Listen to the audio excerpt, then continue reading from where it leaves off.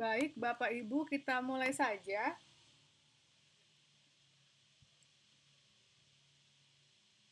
Nanti start streamingnya sudah ya?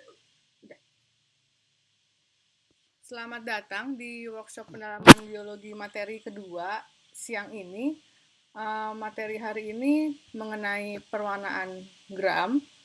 Dan sebelum workshop ini dimulai, kami akan membacakan sedikit tentang tata tertib untuk workshop ini.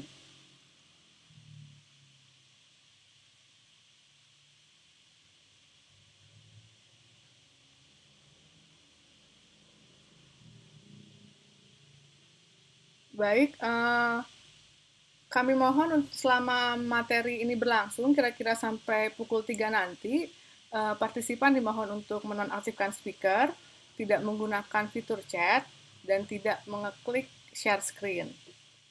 Selain itu juga workshop ini akan terbagi menjadi beberapa sesi. Yang pertama yaitu pre-test, ada tes seperti biasa sebelum mulai materi, lalu ada pemaparan materi dan diskusi, dan akan diakhiri oleh post-test.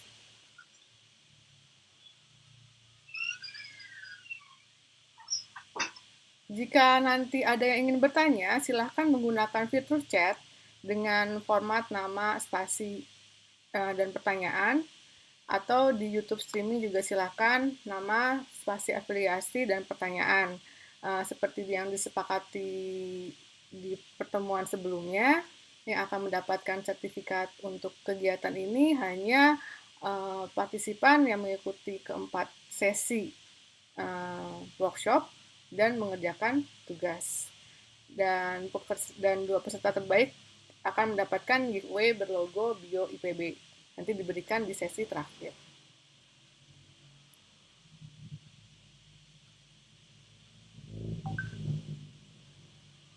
Berikutnya, Pak Jepri, tolong.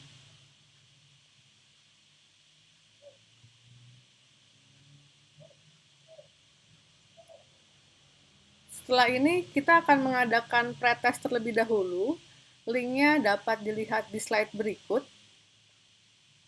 Waktunya kira-kira 5 menit.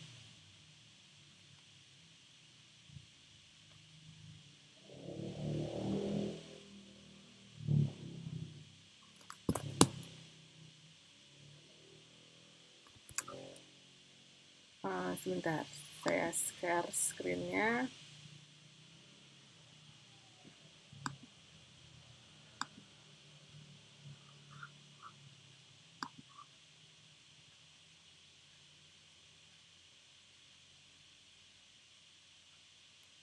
Silakan Bapak Ibu bisa mulai mengerjakan pretest dengan link berikut. Dimulai dari sekarang.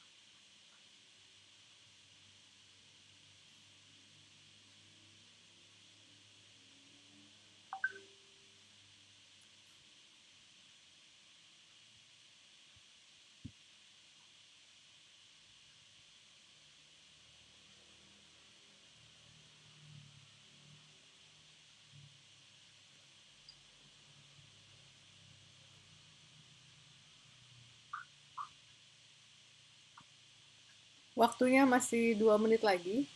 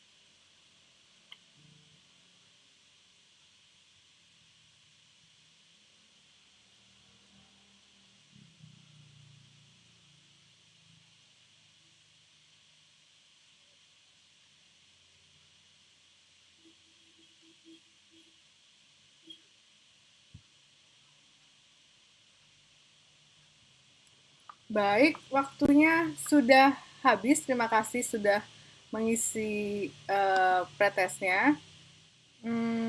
Kita lanjutkan ke acara berikutnya. Hari ini kita akan belajar mengenai eh, pewarnaan gram. Yang akan menjadi narasumber hari ini adalah Dr. Rika Indri Astuti, salah satu dosen muda yang paling bright di Departemen Biologi. Sebentar, saya ingin menunjukkan CV beliau.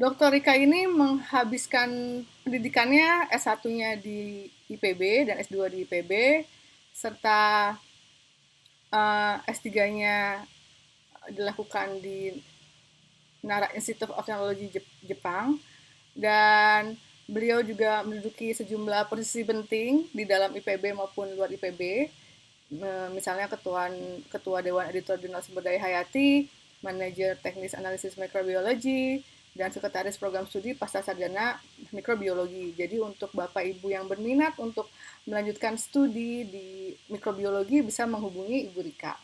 Selain itu juga Ibu Rika itu menjabat sebagai Wasekjen Pengurus Pusat Perhimpunan Mikrobiologi Indonesia. Untuk penelitian, beliau itu expert di bidang farmakologi seluler dan molekuler senyawa bioaktif, dan juga bioprospeksi dan rekayasa genetika mikrob dalam bidang energi terbarukan. Berikut adalah pengalaman penelitian beliau, cukup banyak menjadi ketua peneliti dan sebagai anggota peneliti, dan juga beliau juga memiliki reputasi publikasi ilmiah internasional yang sangat baik. Jadi kalau di uh, universitas biasanya kita mengelompokkan jurnal itu berdasarkan kuartil, salah satunya kuartil dari Scopus. Semakin kecil angkanya, Q1 misalnya, itu berarti jurnalnya semakin baik. Semakin rendah, Q4 paling rendah itu kualitas jurnalnya uh, sedikit lebih jelek dibanding Q1. Tapi Bu Rika ini luar biasa sekali karena kebanyakan publikasinya itu ada di jurnal publikasi internasional yang levelnya itu Q1, Q2, dan Q3. Nah, hari ini kita beruntung sekali Bu Rika bersedia menghabiskan menyempatkan diri untuk men-share tentang bagaimana teknik pewarnaan bakteri melalui pewarnaan gram. Silakan Bu Rika, langsung dimulai saja. Terima kasih Bu Kanti, aduh itu introduksinya. Terima kasih sekali lagi juga kepada panitia, ada Bu Kanti, Pak Jepri, Bu Tinia. Semoga suara saya terdengar. Apakah terdengar? Terdengar, Bu. Ya. Lalu kemudian saya share screen saya, apakah terlihat? Terdengar baik. Terlihat, Bu. Sudah terdengar, Bu, terlihat. Terima kasih banyak. Nah, Bapak Ibu, kita mulai ya. Assalamualaikum warahmatullahi wabarakatuh. Terima kasih sekali lagi untuk kesempatan yang diberikan. Jadi hari ini kita sama-sama Bapak Ibu diskusi tentang teknik yang paling dasar di bidang mikrobiologi terkait pewarnaan gram pada bakteri. Mungkin Bapak Ibu ada yang sudah pernah melakukan, sangat familiar. Jadi kita sama-sama review kembali, melihat apa sih pewarnaan gram mungkin secara lebih detail ya, Bapak Ibu. Sekarang kita masuk sedikit terkait dengan bakteri itu sendiri. Nah, kalau bakteri biasanya kita bilangnya dia masuk ke dalam kelompok mikroorganisme atau mikroba yang kita definisikan sebagai makhluk hidup yang ukurannya sangat kecil, sehingga kita kalau mau lihat harus menggunakan mikroskop. Ukurannya pun mikrometer gitu ya Bapak Ibu. Kalau kita lihat di sini nih ada kelompok bakteri, contohnya di sini contohkan Escherichia coli, ukurannya sekitar 1 mikrometer.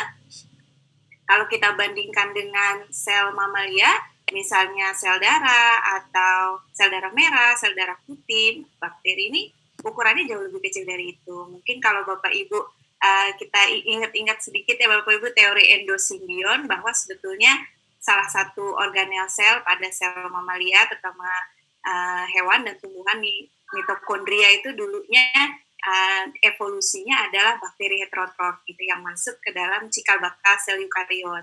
Lalu ada juga kloroplas ya, ini adalah organel sel dari bakteri autotrof yang masuk ke dalam cikal bakal sel eukariot. Jadi kalau kita mau mengandai-andai, si bakteri ini ukurannya sekitaran mitokondria atau sekitaran kloroplas di dalam sel eukariot atau sel mamalia, bisa hewan maupun tumbuhan.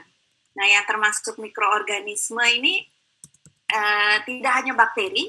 Jadi seperti tadi kita definisikan bahwa makhluk hidup yang bisa dilihat dengan mikroskop, yang harus dilihat dengan mikroskop kalau kita mau lihat, ada kelompok mikroalga, kemudian ada protozoa, mungkin Bapak Ibu pernah eksperimen terkait amuba atau paramecium, nah itu juga sebetulnya masuk ke dalam kelompok mikroorganisme. Lalu ada bakteri itu sendiri, lalu ada fungi, beberapa kelompok fungi ada yang bukan makrofungi, ada yang mikro atau yang uniseluler, contohnya kelompok kamir. Lalu ada virus ya, yang makhluk hidup kalau berada dalam sel inang ini jauh lebih kecil virus dari bakteri, ukurannya di nanometer. Sedikit overview tentang mikroorganisme. Nah, kalau kita lihat Bapak Ibu, mungkin Bapak Ibu pernah lihat ini phylogenetic tree dari domain-domain makhluk hidup yang ada di bumi. Ini yang dicetuskan oleh Hus. Jadi ada tree of life, pohon kehidupan seperti ini, dan makhluk hidup dibagi ke dalam 3 domain. Nah, bakteria ini letaknya di sini. Lalu ada kelompok archaea, ini kelompok prokariot yang unik. Jadi umumnya kita temui pada lingkungan yang ekstrim. Kemudian ada kelompok eukaria. Nah, kita ada di sini yang bintang. Nah, sebetulnya yang namanya mikroorganisme ini kita bisa temui baik di domain bakteria, archaea maupun eukaria. Jadi mikroorganisme itu ada di semua domain makhluk hidup. Nah, yang kelompok bakteri punya kelompoknya sendiri, seperti ini. Kalau kita lihat kita sendiri ya Bapak Ibu cenderung lebih dekat ke archaea ya, secara filogenetik kerabatannya dibandingkan dengan bakteri. Nah, Bapak Ibu kalau tertarik dengan gimana sih meletakkan satu makhluk hidup dalam filogenetic tree, ini ada caranya sendiri. Kalau tertarik, monggo mungkin bisa minta Bu Kanti sama Pak Jepri mengadakan workshop lagi bagaimana membuat yang seperti ini. Nah, kalau kita suka katakan bahwa bakteri itu kecil, tapi itu sekecil apa? Nah, biasanya untuk membantu untuk lebih memahami sekecil apa, kita biasanya buat semacam pengandaian atau ukuran relatif. Kalau misalnya virus, ukurannya nanometer, katakanlah virus influenza yang sekitar 100 nanometer dan besarannya itu seperti ini ujung paku gitu ya Bapak Ibu, kalau punya semacam gabus yang suka ditaruh di tembok untuk pengingat note kita, biasanya kita tusuk dengan paku. Kalau kita pakai ujungnya itu sebagai ukuran virus, maka bakteri misalnya contohnya E. coli yang ukurannya 20 kali dari si virus, maka ukuran relatifnya jika dibandingkan dengan paku itu, ujung paku itu seberapa, kita bisa lihat segede paperclip, sebesar paperclip itu penjepit kertas ya Bapak Ibu. Lalu kalau kita bandingkan dengan yang lebih gede lagi nih, euglena, segede apa kalau kita bandingkan secara relatif dengan barang-barang yang ada di sekitar kita. Besarannya sebesar si roda, sepeda. Lalu amuba yang jauh lebih besar lagi, ukuran relatifnya sebesar pohon. Jadi bakteri itu ukurannya sebesar penjepit kertas kalau ditaruh di pohon. Jadi sangat kecil, makanya kita butuh bantuan mikroskop untuk melihat. Nah, bakteri sendiri, Bapak Ibu, secara spesifik ini penghuni dominan di bumi. Kalau Bapak Ibu lihat ilustrasi ini, sebetulnya seluruh makhluk hidup ini punya mikroba, berinteraksi dengan mikroba, terutama bakteri. Kalau kita lihat, Bapak Ibu, sel tubuh kita tuh sekitar 10 pangkat 13, 10 pangkat 14. 10 pangkat 14 tuh 1000 triliunan ya, sel tubuh kita. Nah, satu sel tubuh kita itu dihuni 10 sel bakteri. Mungkin Bapak Ibu yang ikut webinar yang sebelumnya, mungkin Pak Beri menceritakan tentang mikrobiom. Nah, itu dia.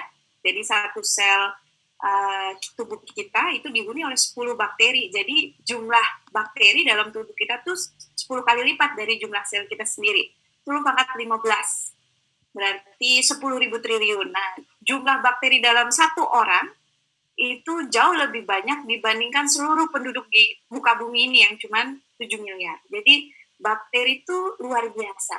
Jadi kalau Bapak Ibu luar biasa dominan, maksudnya biomasanya sangat tinggi di bumi. Kemudian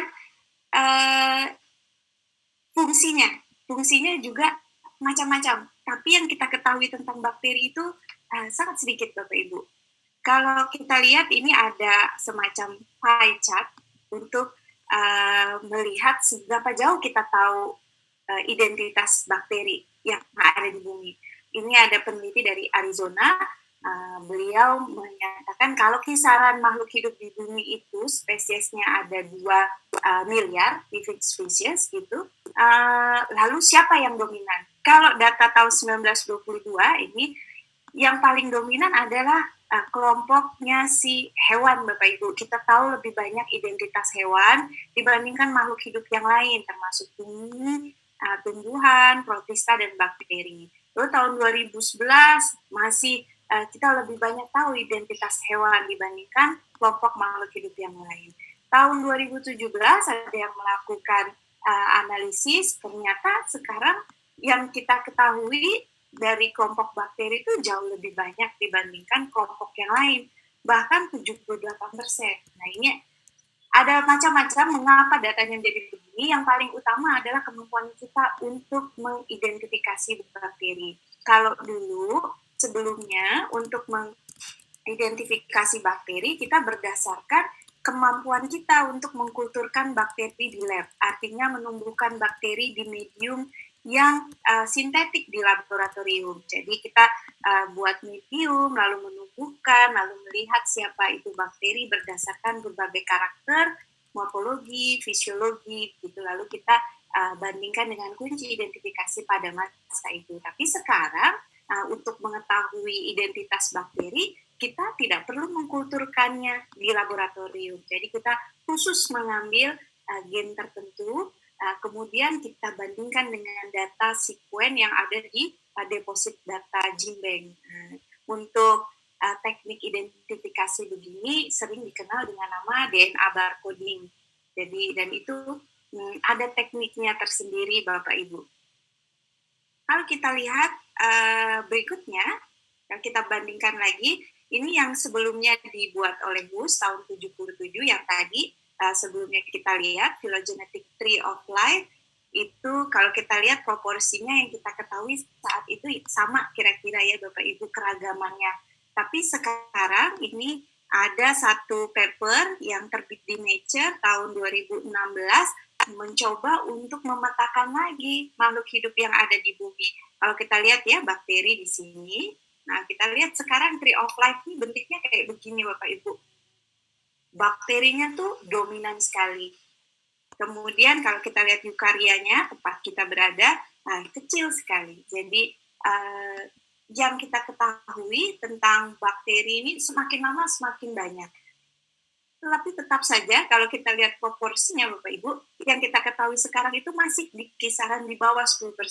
Jadi kalau katakanlah bakteri atau prokariot itu ada 100%, yang kita ketahui itu masih 10%. Jadi masih banyak yang belum kita ketahui, dan itu membuka peluang untuk penelitian terkait mikrobiologi, terkait bakteri, terkait kelompok prokariot juga termasuk di sana Archaea. Jadi sangat terbuka lebar, kita menemukan sesuatu yang baru, bahkan spesies baru dari bakteri. Ini, nah kalau tadi kita lihat di mana sih sebetulnya Bapak Ibu pewarnaan gram itu sebetulnya untuk apa gitu ya? Kalau kita lihat secara keseluruhan tentang mikrobiologi, pewarnaan gram itu salah satu teknik untuk melihat karakter morfologi dari bakteri. Dan kalau kita runut lagi, karakter morfologi itu menjadi bagian penting bagi kita untuk mengidentifikasi suatu mikroba, dalam hal ini bakteri. Jadi ada kelompok bakteri tertentu yang punya morfologi tertentu.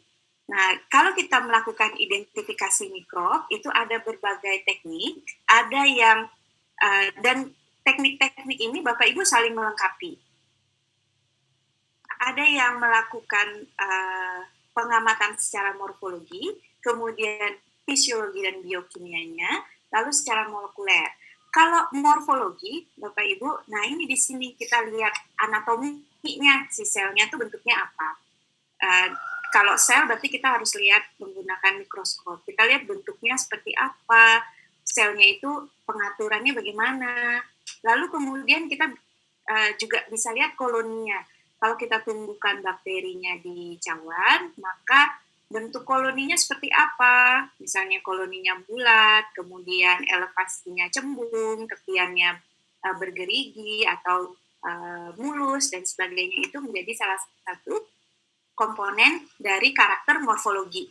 Nah, pewarnaan gram di sini merupakan salah satu bentuk dari identifikasi mikrob kalau dilihat dari karakter morfologi.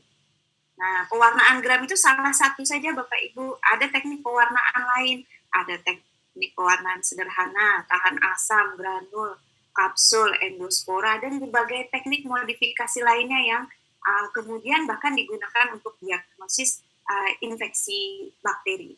Ya, kemudian ada juga teknik fisiologi. Identifikasi bakteri juga bisa dibantu dengan karakter fisiologi. Jadi kita ngetes bakterinya nih aerob apa anaerob, butuh oksigen atau tidak butuh oksigen untuk tumbuh. Apakah dia bisa melakukan fermentasi? Kalau bisa melakukan fermentasi pakai gula apa? Apa pakai gula C6 seperti glukosa, atau pakai gula C5 seperti silosa, arabinosa? Itu kita juga bisa jadikan dia sebagai karakter fisiologi yang bisa membantu kita mengidentifikasi mikrob. Ada MRTP, methyl retrogus proskauer, ada indol, oksidase, hidrolisis macam-macam Bapak Ibu, ada pati, kemudian kemampuan menghidrolisis protein, aktivitas protease dan sebagainya. Lalu yang berkembang, sangat berkembang sekarang adalah teknik molekuler dengan menggunakan teknik atau yang lebih dikenal dengan nama DNA berkoding. Jadi bakteri itu punya bagian khusus dalam kromosomnya yang membedakan dia dengan kelompok makhluk hidup yang lain, membedakan dia dengan archaea, membedakan dia dengan eukarya. Nah, tetapi pada sekuen gen tersebut ada daerah-daerah khusus yang membuat kita bisa membedakan bakteri satu dengan bakteri lainnya. Misalnya membedakan E. coli dengan Pseudomonas. Kita bisa lihat sekuen dari DNA-nya. Mungkin Bapak Ibu sekuen DNA-nya itu apa sih maksudnya ya? Adenin, timin, guanin, sitosinnya itu kita jajarkan, lalu kita bandingkan dengan data yang ada di Bindeng ini. Sekuen yang kita jadikan barcode atau sekuen marka itu ada 16 sRNA, ada untuk ekspresi chaperone, CPN60, ada untuk RNA polimerase, RPUB, ada yang untuk elongation factor.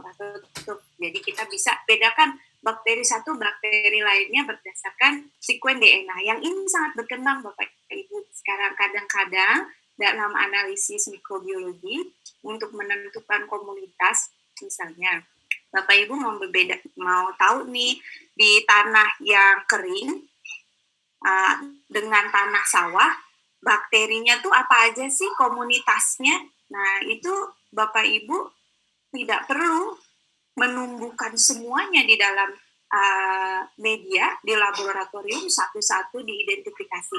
Tapi kita bisa melihat komunitasnya berdasarkan sekuen DNA-nya. Jadi seluruh DNA yang ada di tanah itu kita bisa koleksi, Bapak Ibu. Kita bisa ekstraksi menggunakan satu teknik. Nanti kita dapat yang namanya metagenom atau eDNA, environmental DNA. Nanti dari situ ada berbagai macam tahapan yang kemudian membuat kita bisa tahu, oh ada bakteri famili ini, ada actinobakteri, ada proteobakteri, bahkan kita mungkin bisa sampai ke genusnya atau spesiesnya yang tertentu ya Bapak Ibu.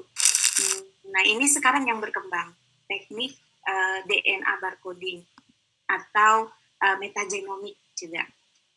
Kalau kita bicara tentang pewarnaan gram secara khusus, mungkin kita harus mengingat Bapak Hans Christian Gram, ini beliau peneliti dari Swedia, semoga saya tidak salah.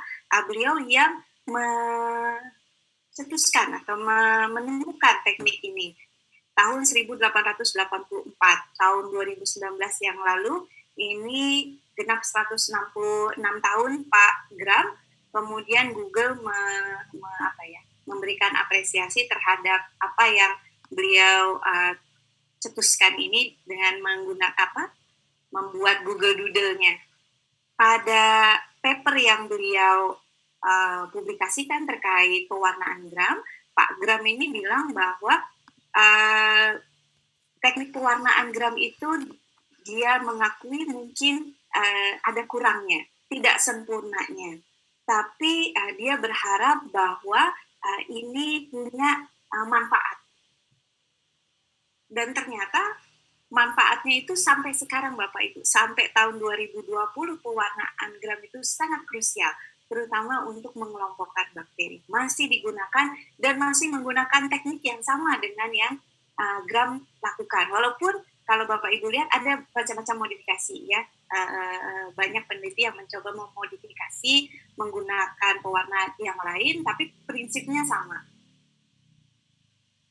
Nah, kalau kita melakukan pewarnaan gram, ada dua kelompok besar yang menjadi respon dari pewarnaan gram tersebut yang membuat kita bisa mengelompokkan bakteri gram positif dan bakteri gram negatif. Mudahnya itu kalau gram positif itu warnanya biru, bakterinya warnanya biru setelah diberi pewarnaan gram. Kalau gram negatif itu warnanya merahan atau pink setelah diberi pewarnaan gram. Sebetulnya apa yang membuat responnya berbeda antara gram positif dan gram negatif? Semata-mata adalah komponen dari eksterior si bakteri itu sendiri. Jadi kalau Bapak Ibu lihat yang sebelah kiri itu adalah gram positif strukturnya, lalu yang sebelah kanan adalah bakteri gram negatif.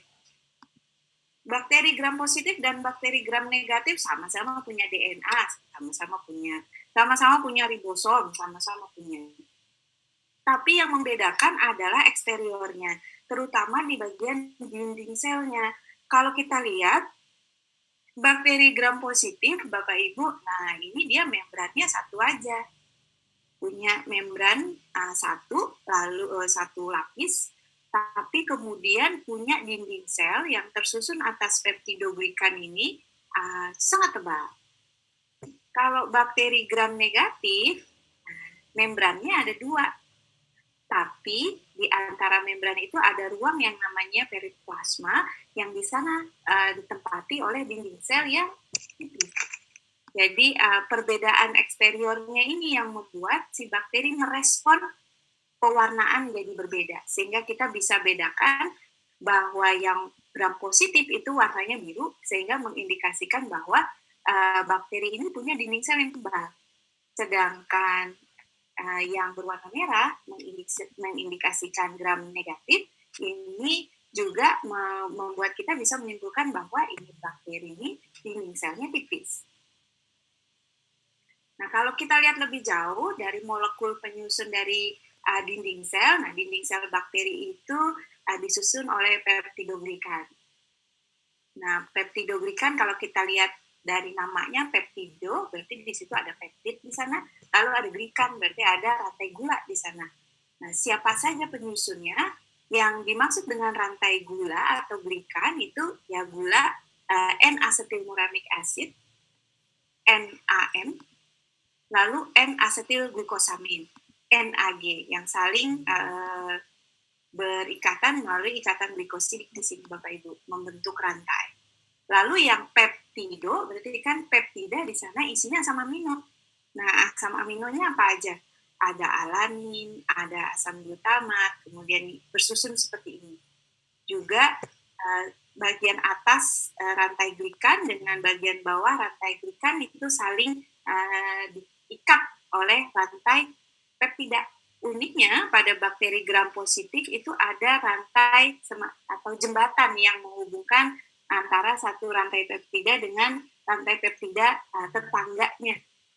Namanya jembatan peptida yang disusun oleh asam amino namanya glisin. Ada 5 gitu, terus dia bersusun ini.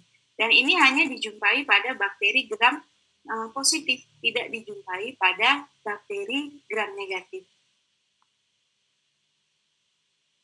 Nah, kita masuk coba ya Bapak Ibu tentang pewarnaan gram sendiri tekniknya. Ini tuh sebetulnya akan lebih enak kalau kita eksperimen langsung ya, bagaimana melakukan teknik pewarnaan gram, tapi mungkin dalam kesempatan ini kita sama-sama diskusi atau review tentang prinsip teorinya dulu. Yang pertama, kalau kita punya kultur bakteri lalu kita mau warnai dengan pewarnaan gram, kita buat yang namanya olesan atau preparat, mungkin nama lainnya ya, smear kalau dalam bahasa Inggris. Lalu kemudian kita beri pewarnaan, rangkaian pewarnaan, lalu kita lihat di bawah mikroskop. Kita lihat satu-satu Bapak Ibu pewarnaannya. Nah, yang pertama penyiapan olesan. Kalau kita mau melakukan pewarnaan di laboratorium, kita bisa menggunakan kultur, baik yang asalnya dari kultur cair seperti ini, Bapak Ibu bisa tumbuhkan bakteri dengan medium tertentu, medium sederhana, misalnya nutrient broth, seperti ini, yang bentuknya cair, bisa menggunakan Erlenmeyer atau tabung reaksi seperti ini. Atau Bapak Ibu juga bisa menggunakan diakan yang padat, bisa dari menumbuhkannya di cawan Petri atau di tabung reaksi seperti ini. Nah, kalau Bapak Ibu menggunakan yang dari kultur cair, ada perbedaan sedikit di membuat olesannya dibandingkan dengan yang dari padat. Kalau yang dari cair, Bapak Ibu langsung aja nih pakai loop inokulasi gitu, kemudian diletakkan di atas kaca preparat, gelas objek seperti ini, 1 atau 2 loop. dengan menggunakan teknik aseptik, lalu kemudian disebar di permukaan gelas objek. Biasanya kalau saya melakukan nyebarnya itu seperti diputar-putar gitu Bapak Ibu, dan tidak usah keras-keras, pelan-pelan saja. Menyebar ini akan membuat kalau bakterinya itu membuat agregat, dia akan berpisah satu-satu sehingga kita mudah mengamati dan kemudian membantu dengan mudah untuk tahap berikutnya, yaitu mengeringkan. Jadi tetesan bakteri yang ada di gelas objek setelah kita ratakan, kita kering udarakan, tunggu sampai kering, airnya nggak ada, baru kemudian kita fiksasi. Fiksasinya itu dengan cara melalukan di atas api, bukan meletakkan di atas api. Jadi nanti ada videonya untuk kita lihat sama-sama apa yang dimaksud melalukan di atas api. Dan harus menggunakan olesan yang sudah kering, tidak ada airnya lagi. Karena kalau ada airnya nanti selnya terebus. Kalau terebus dia bisa mudah pecah, jadi nanti dinding selnya udah berantakan kemana-mana, kita tidak bisa melakukan pewarnaan. Kalau dari medium yang padat seperti ini, maka Bapak Ibu letakkan dulu aqueous steril, air steril di gelas objek, lalu kemudian Bapak Ibu ambil satu koloni yang terpisah lebih baik, kemudian diletakkan di atas gelas objek, lalu disebar seperti tadi ketika menggunakan kultur cair. Lalu tunggu sampai tidak ada air lagi, dikering udarakan, baru kemudian difiksasi. Fiksasi ini akan membantu selnya Bapak Ibu, sel bakteri ini nempel di gelas objek. Sehingga nanti ketika kita warnai, kan kita akan teteskan macam-macam pewarna, nanti ketika kita cuci dia nggak hilang. Kita lihat sama-sama, ada videonya. Nah, salah satu bagian penting ketika Bapak Ibu melakukan eksperimen mikrobiologi adalah teknik aseptik.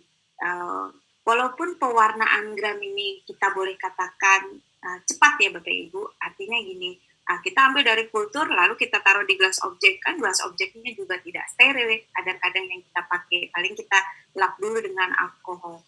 Tapi tetap saja teknik aseptik sangat diperlukan dalam hal ini, karena kita misalnya mengambil kultur dari kultur yang murni, mungkin akan digunakan lagi berikutnya.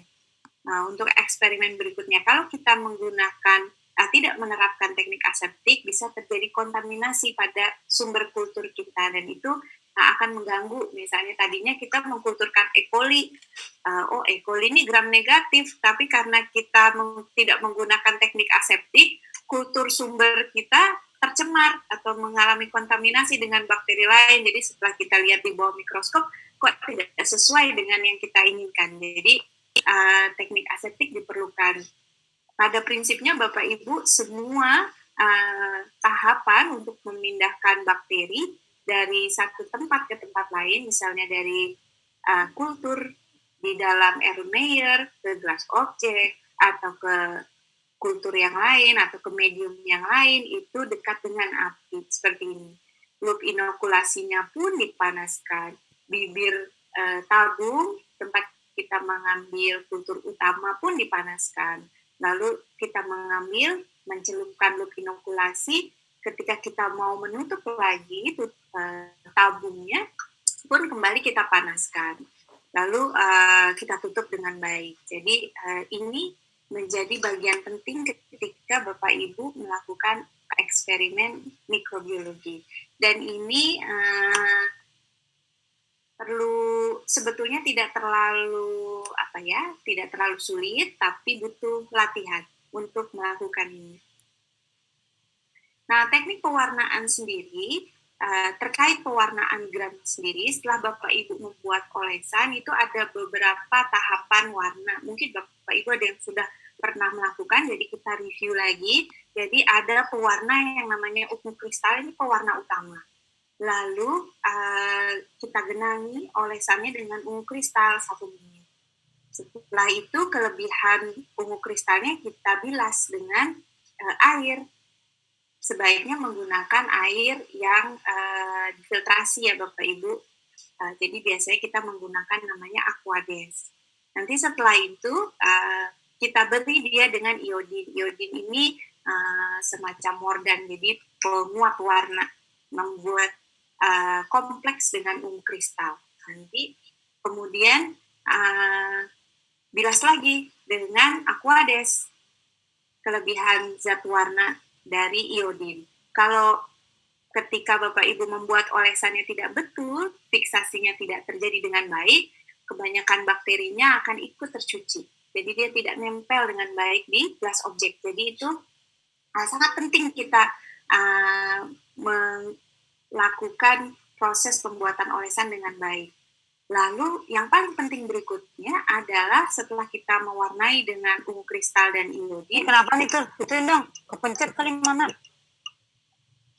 Adalah mencuci dengan alkohol. Nah, Bapak Ibu tahu yang kita gunakan alkohol 95%. Nah, alkohol ini adalah pelarut organik. Nah, dinding sel bakteri itu adalah komponennya, isinya komponen organik semua. Nah, si ungu kristal dengan iodin ini akan punya afinitas yang tinggi terhadap dinding sel. Jadi dia akan nangkut semua di dinding sel. Nah, ketika kita warnai dengan kita beri alkohol, maka warnanya itu akan meluruh seiring dengan dinding sel yang mulai meluruh. Nah, di sana nanti setelah kita beri alkohol dibilas lagi dengan air, kemudian diberi pewarna tandingan, yakni safranin. Ketika kita melakukan pewarnaan safranin inilah yang kemudian menentukan apakah si bakterinya kemudian akan berwarna ungu atau berwarna merah. Kita bilas zat warnanya dengan air, lalu kita serap kelebihan warna dengan menggunakan kertas serap, lalu kita amati di bawah mikroskop. Nah, ini beberapa prinsipnya Bapak Ibu. Jadi ketika diberi ungu kristal, maka semua sel akan terwarnai ungu, baik bakteri gram negatif maupun bakteri gram positif. Lalu kita beri iodin penguat warnanya, tetap ungu, mau bakteri gram negatif ataupun gram positif. Ketika kita beri alkohol, nah untuk bakteri gram negatif kehilangan dia zat warna ungu kristalnya, jadi tidak berwarna. Sedangkan untuk yang bakteri gram positif karena dinding selnya tebal, maka si ungu kristal sama iodin ini yang kompleks ini tetap nyangkut karena saking tebalnya itu dinding sel, jadi tidak meluruh walaupun diberi alkohol. Beda dengan gram negatif yang tipis, sehingga sebetulnya zat warnanya itu tidak nempelnya tidak terlalu banyak. Jadi ketika kita beri alkohol dia meluruh. Nah, ketika kita beli pewarna tandingan safranin, si yang tidak berwarna ini, yang bakteri gram negatif akan menyerap warna tandingan safranin sehingga dia menjadi warna merah, sedangkan bakteri yang gram positif tetap mengikat warna ungu kristal sehingga memberikan warna ungu. Kalau kita lihat di bawah mikroskop, nah, seperti ini Bapak Ibu, sebaiknya kalau kita melakukan observasi terhadap sel mikrob, kita menggunakan perbesaran tidaknya 40 lensa objektif, 40 kali lensa objektif dikali lensa okuler 10 kali.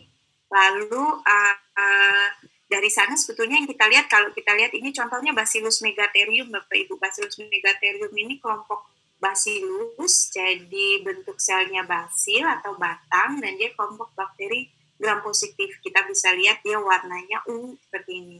Nah, kalau di bawah pengamatan mikroskop 400 kali, dia selnya ya sekecil ini. Jadi tepatnya masih kecil ya. Lalu kalau kita lakukan pengamatan 1000 kali, nah kita bisa lihat seperti ini. Ini Bacillus megatherium. Kalau Bapak Ibu gunakan kelompok Bacillus yang lain, seperti Bacillus subtilis atau Bacillus cereus lebih kecil dari Bacillus megatherium. Jadi Bapak Ibu mungkin tidak melihat yang sebesar ini. Juga harus menggunakan minyak imersi ketika kita melakukan pengamatan dengan perbesaran 1000 kali. Kita tidak akan bisa melihat yang seperti ini di bawah mikroskop kalau kita tidak menggunakan elektron mikroskopi ya Bapak Ibu. Jadi untuk pengamatan pewarnaan gram dengan menggunakan mikroskop cahaya binokuler misalnya atau monokuler bisa 400 kali atau 1000 kali seperti gambar ini. Nanti kira-kira hasilnya seperti ini untuk respon yang bakteri gram positif. Nah ini kita simak sama-sama Bapak Ibu terkait eksperimen untuk pewarnaan gram. Coba semoga videonya bisa. Apakah terlihat Bapak Ibu videonya barusan? Terlihat, Bu. Terlihat ya? Baik, terima kasih.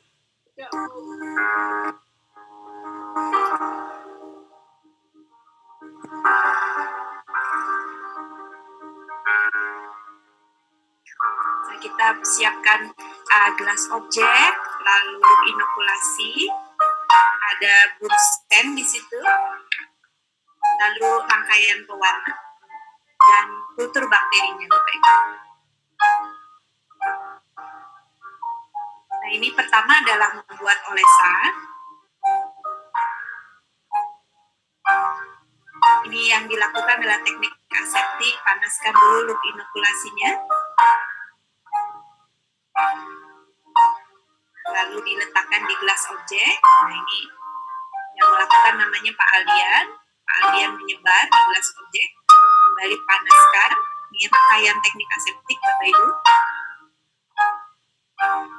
Tunggu dulu kering udara. Tidak boleh langsung diletakkan di atas api. Nah, setelah kering, lalu dilalukan untuk melakukan fiksasi. Jadi hanya dilintaskan saja di atas api. Yang pertama tadi adalah pewarna ungu kristal.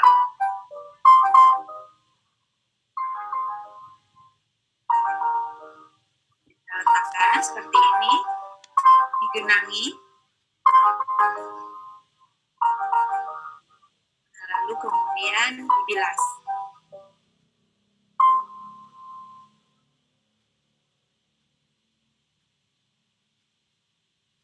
Lalu berikutnya dengan iodin atau iodium.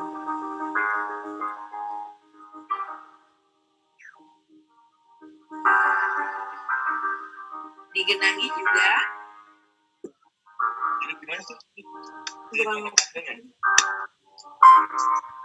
Jadi apa ini sih? Jadi kan ini Ya, sampai sini. jangan di atas. Nah, ini bagian yang paling penting Bapak Ibu. Kita pucat. Nah, kalau alkohol itu tidak ditunggu, tapi ditaruh alkoholnya langsung dibilas.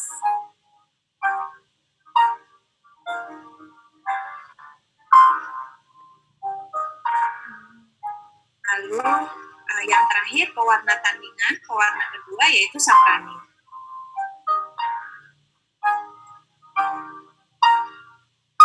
Nah, diberikan seperti ini. Nah, kemudian dibilas.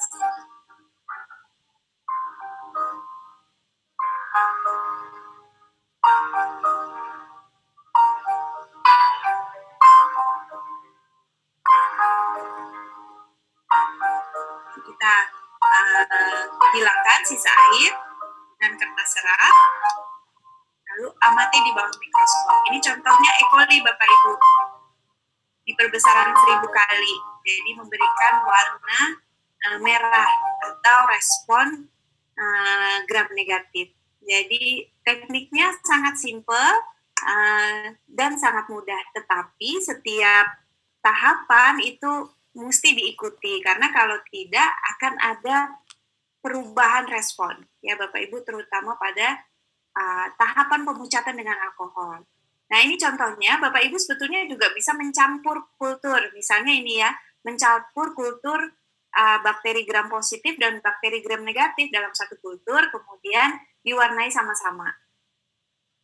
Ini contohnya mencampur E. coli yang gram negatif, Staphylococcus aureus yang gram positif. Lalu dalam satu kultur kemudian dibuat olesan, satu olesan, kemudian dilakukan pewarnaan gram, lalu dilihat di bawah mikroskop. Ini contohnya untuk 400 kali yang kita lihat ya titik-titik begini aja ya Bapak Ibu, tapi ada kelihatan yang warna merah, ada kelihatan yang warna biru. Kalau kita mau lihat lebih jelas, maka kita perlu perbesaran lebih setidaknya 1000 kali.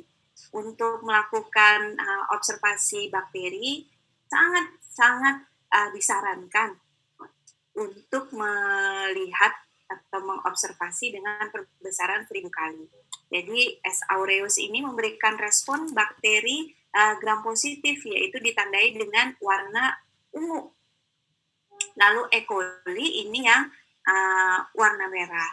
Ketika kita melakukan pewarnaan gram, Bapak Ibu, kita tidak semata-mata melihat bahwa oh ini bakteri gram positif, oh ini bakteri gram negatif. Tapi kita juga bisa melihat bentuk selnya. Bentuk selnya misalnya Staphylococcus ini yang memberikan warna ungu, ternyata bentuknya kokus ya, atau bulat selnya. Lalu E. coli, basil atau E. coli ini cenderung kokobasil, jadi agak elips gitu ya Bapak Ibu. Tidak seperti Bacillus megatherium tadi yang bentuknya sangat panjang, batang panjang. Kalau E. coli ini lebih pendek, jadi masuknya kelompok kokobasil. Bapak Ibu juga bisa melihat selain bentuk selnya, pengaturan koloni, pengaturan selnya. Jadi ada beberapa bakteri itu yang membentuk pengaturan koloni yang unik. Contohnya adalah Staphylococcus aureus, ini Bapak Ibu terkenal dengan bakteri yang punya pengaturan sel seperti anggur. Jadi dia berkelompok seperti ini, walaupun Bapak Ibu lihat ada yang terpisah-pisah, tapi sebagian mereka membentuk koloni seperti anggur. Nah, kalau kita lihat lagi bentuk sel bakteri, Bapak Ibu, kalau tanaman atau hewan, misalnya bentuk daun ada macam-macam gitu ya, setiap tanaman memiliki keunikan bentuk daun tersendiri, tapi kalau bakteri itu keragaman bentuknya tidak terlalu beragam. Jadi ada yang bentuknya kokus atau bulat, round seperti ini, lalu ada yang batang atau basil, lalu ada yang kokobasil, jadi batang tapi lebih pendek, lalu ada yang bentuknya koma vibrio, ini sering kita jumpai pada kelompok-kelompok bakteri patogen vibrio. Lalu ada yang spirillum, bentuknya seperti spiral seperti ini, lalu ada yang spiroket. Spiroket nih spiral juga, tapi kalau ini lebih loose, lebih lebih renggang. Kalau spiroket ini lebih intens lekukannya dibandingkan dengan spiral. Nah, jadi ini bakteri itu bentuknya begini saja kalau kita lihat di bawah mikroskop. Nah, kalau tadi kita singgung sedikit, ada yang bentuknya seperti anggur. Nah, ini dinamakan dengan pengaturan sel atau pengaturan koloni ya, Bapak Ibu. Mungkin Bapak Ibu mengetahui kita bahwa bakteri itu bereproduksi dengan cara pembelahan biner. Jadi dari satu sel nanti akan membuat sel anaknya dengan ukuran yang sama, pembelahan biner. Uniknya kalau manusia misalnya, reproduksi dengan pertumbuhan itu adalah dua istilah yang berbeda. Reproduksi seperti membuat anak begitu ya, tapi kalau tumbuh ya misalnya tambah tinggi atau tambah besar gitu. Kalau di bakteri yang namanya pertumbuhan sama reproduksi itu satu istilah. Jadi yang namanya reproduksi itu sama dengan tumbuh kalau pada bakteri. Jadi bakteri itu tidak dikatakan tumbuh jadi tambah besar, tambah panjang, tambah bulat, itu tidak. Tapi dia tumbuh itu artinya dia tambah banyak, konsentrasi selnya, jumlah selnya tambah banyak. Dan pertambahan jumlah sel itu selaras dengan reproduksinya, karena reproduksinya itu adalah pembelahan biner. Jadi dari satu sel menjadi dua sel. Kalau kita tadi singgung ada kelompok bakteri Staphylococcus, kok ada bakteri bisa membentuk struktur seperti anggur. Nah, ini berdasarkan arah dari pembelahan binernya, Bapak Ibu. Jadi kalau ada satu sel, nih contohnya bentuk bakteri yang kokus, dia membelah dengan satu arah pembelahan seperti ini, maka dia akan membentuk sel anaknya misalnya ya, ke samping gitu. Nah, kalau seperti ini misalnya ke samping, lalu tapi sel anaknya itu tetap nempel sama sel induknya, nggak berpisah, dia akan membentuk yang kayak begini nih Bapak Ibu, diplococcus. Nah, kalau masing-masing sel anaknya ini kemudian membelah lagi, ini membelah ke kiri, lalu ini membuat sel anak ke kanan, lalu sel anaknya tidak lepas dari sel ibunya, maka dia membentuk struktur seperti ini. Terus manjang-manjang tambah proses pembelahan, maka dia membentuk struktur yang namanya streptococcus atau rantai. Ini ada yang tadi diplococcus seperti ini. Atau ada yang arah pembelahannya beda, Bapak Ibu. Tadi vertikal lalu horizontal, membentuk struktur yang namanya tetrad. Nanti dari masing-masing sel yang sudah tersusun tetrad ini membelah lagi, membentuk struktur seperti kubus begini, namanya sarkina. Lalu kalau ada yang membelahnya setelah membentuk struktur diplococcus seperti ini, lalu arah pembelahan binernya kemana-mana ya, Bapak Ibu, ada yang miring seperti ini, nah, kemudian dia bergerombol, jadi bentuknya menjadi tabloid. Jadi ini ada pengaturan sel, jadi terkait dengan pembelahan binernya, arah pembelahan. Nah, bakteri itu cenderung tidak pleomorfik, tidak berubah bentuknya Bapak Ibu. Jadi kalau misalnya ada bakteri muda bentuknya fokus, nanti kalau udah tua bentuknya basil, tidak. Jadi dia sepanjang hidupnya cenderung monomorfik, satu bentuk sel, kecuali terjadi mutasi. Pada beberapa literatur banyak yang menyatakan bahwa ada mutasi menyebabkan bakteri itu berubah bentuknya Bapak Ibu. Tapi secara natural, secara alami, bentuknya akan sama sepanjang hidupnya. Nah, yang perlu kita perhatikan ketika kita melakukan pewarnaan gram adalah beberapa faktor nih Bapak Ibu. Kalau kita tidak aware, tidak concern, maka nanti hasil pewarnaannya bisa bias. Misalnya umur kultur Bapak Ibu, umur kultur bakteri itu sangat menentukan. Sebaiknya kita gunakan umur kultur yang 24 jam. Mengapa umur kultur itu penting? Karena kalau bakteri misalnya yang paling mudah berubah adalah kelompok bakteri gram positif menjadi gram negatif. Kita bisa melihat perubahan itu, misalnya kita mau mengecek bakteri Bacillus, ini kan kelompok bakteri gram positif, tapi kita menggunakan kultur yang sudah tua, misalnya sudah 72 jam, atau sudah berhari-hari bahkan. Nah, pada beberapa kondisi, bakteri itu semakin tua, maka dia dinding selnya semakin mudah rapuh, karena sudah mau mati, sudah mau masuk fase kematian. Nah, jadi ketika nanti diberi pewarna ungu kristal itu nyangkutnya nggak melekat dengan sempurna. Jadi ketika diberi alkohol dia cepat sekali lepasnya, semuanya dengan mudah lepas sehingga akan terwarnai dengan pewarna safranin. Jadi umur kultur itu sangat penting. Lalu keasaman medium, ada beberapa kasus Bapak Ibu menumbuhkan bakteri pada medium yang asam itu membuat perubahan struktur pada dinding selnya. Nah, ini juga mengakibatkan kalau dinding selnya berubah, responnya juga akan berubah dari hasil pewarnaan. Lalu ini, reagen yang kita pakai, safranin yang kita pakai, alkohol yang kita pakai, lalu kemudian iodin, safranin. Kalau bisa kita harus pastikan kalau dikatakan bahwa umur reagennya itu kadaluarsa dalam berapa bulan, maka sebaiknya tidak digunakan karena nanti akan mengganggu cara kita untuk mengamati hasilnya. Jadi Bapak Ibu bisa membeli safranin dalam bentuk bubuk sehingga nanti kita bisa dilusi atau kita buat reagennya sendiri, jadi sesuai dengan kebutuhan. Sehingga setiap berapa waktu, misalnya berapa bulan, 2 bulan, kita bisa membuat yang baru. Lalu pemucakan yang terlalu lama. Salah satu tahapan dari pewarnaan gram itu adalah memberikan alkohol, Bapak Ibu. Kalau memberikan alkoholnya terlalu lama, maka dia akan meluruhkan semua komponen eksterior dari bakteri.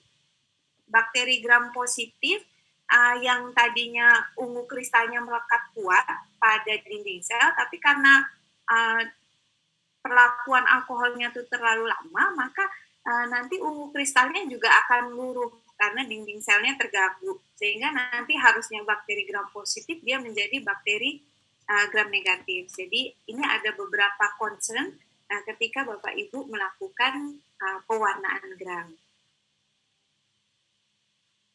Nah, sebetulnya apa sih Bapak Ibu gunanya kita melakukan pewarnaan gram?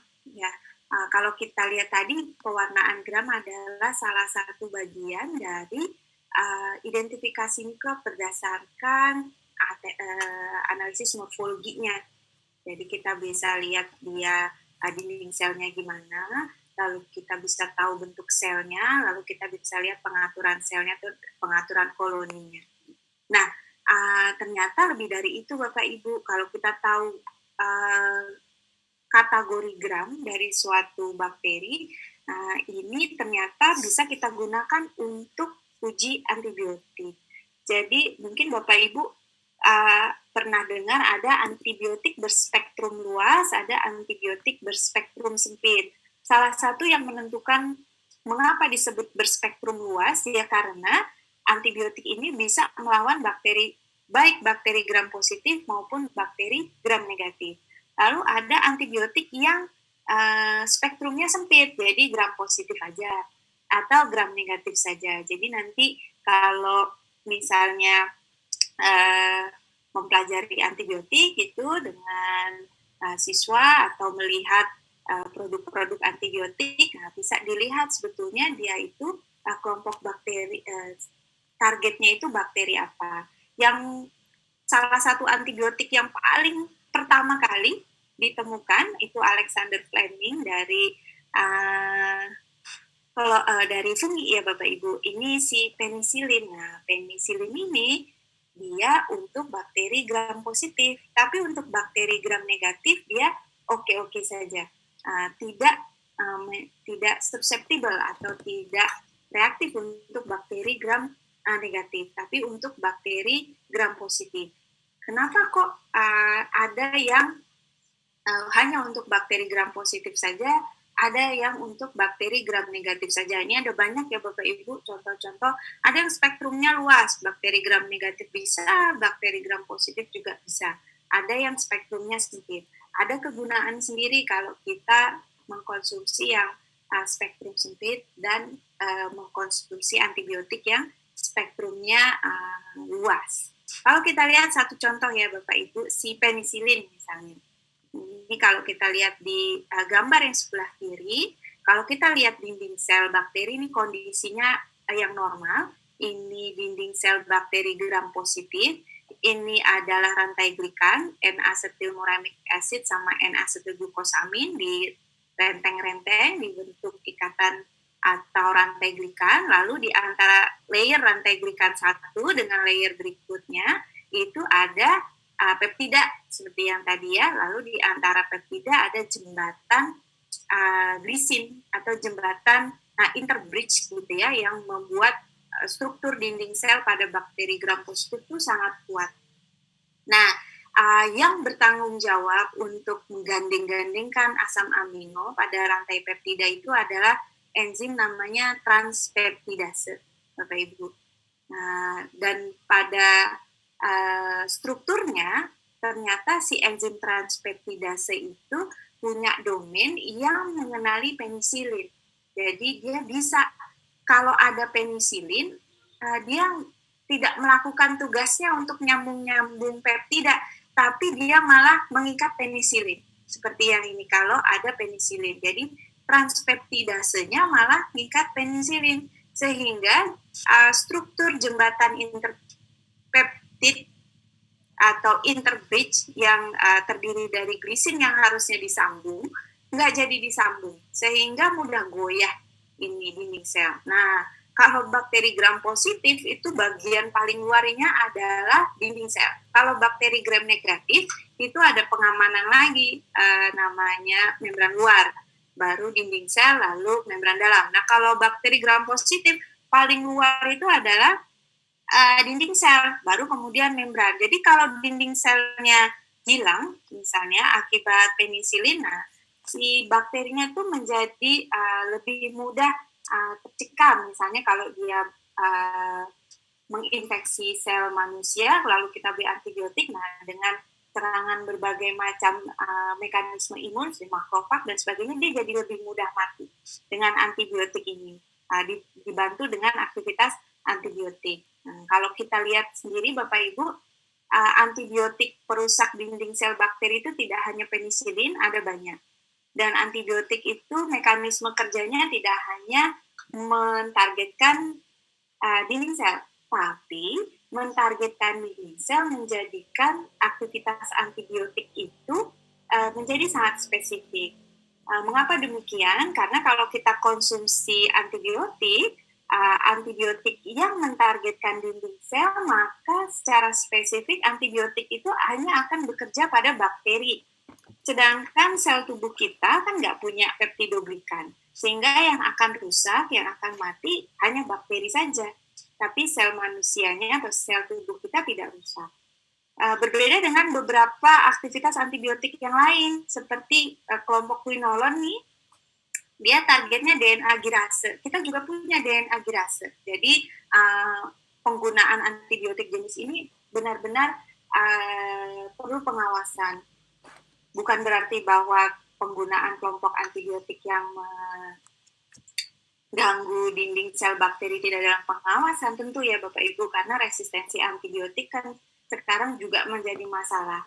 Dan kalau bisa memang kita mengurangi konsumsi antibiotik ya Bapak Ibu, karena kalau kita mengkonsumsi antibiotik dan yang bakteri yang ada dalam tubuh kita itu nggak hanya si penginfeksi, nggak hanya yang bakteri jahat, tapi kita tahu bahwa dalam tubuh kita tuh banyak sekali isinya bakteri-bakteri baik yang bahkan membantu kita untuk, mungkin Bapak Ibu pernah dengar gut-brain axis, mungkin Pak Beri sebelumnya pernah menyinggung tentang itu terkait bagaimana bakteri yang ada dalam usus kita mempengaruhi otak kita.